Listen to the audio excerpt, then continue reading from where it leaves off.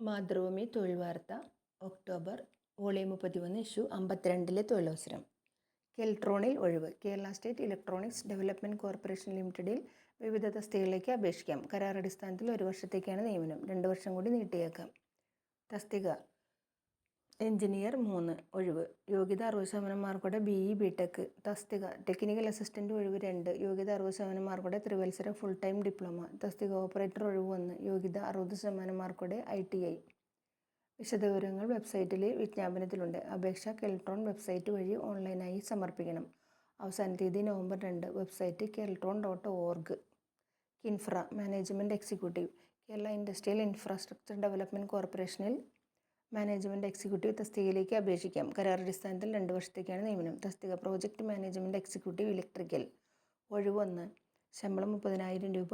യോഗ്യത ഇലക്ട്രിക്കൽ എഞ്ചിനീയറിംഗിൽ BTech, MBAക്കാർക്ക് മുൻഗണനയുണ്ട്. സമാന മേഖലയിൽ 1 വർഷത്തെ പ്രവൃത്തി പരിചയം. പ്രായം 30 വയസ്സ് കവിയരുത്.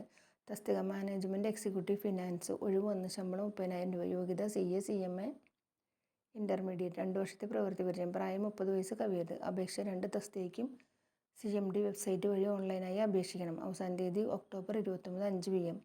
Website cmd.kerala.gov.in.